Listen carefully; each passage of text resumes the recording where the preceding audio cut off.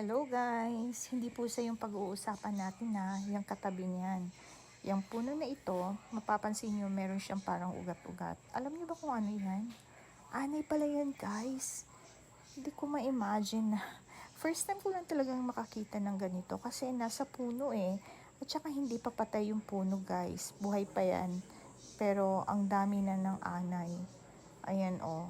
'Di ba usually nakikita ko lang yung anay doon sa mga kahoy na pabulok na o kaya yung patay na ba. Eh yung buhay pa eh, nandyan sila. Kawawa naman yung puno.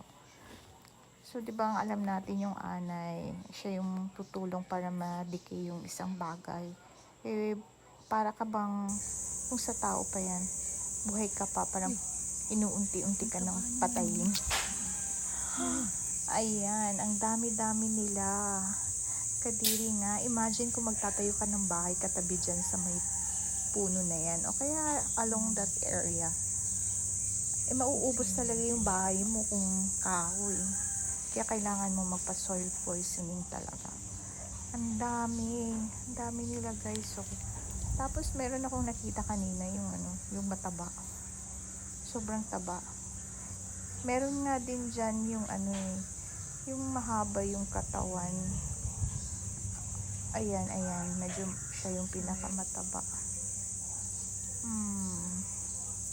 So, ayan guys, ang dami nila.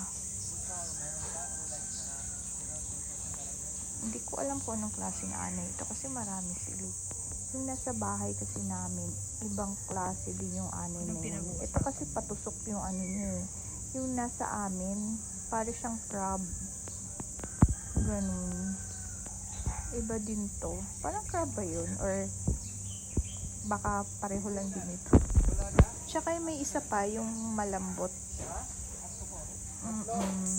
Ayan. Ayun o. Ewan ko yung mataba nandyan. Iba din siya. Kaya yun lang guys, ang gusto kong i-share sa inyo.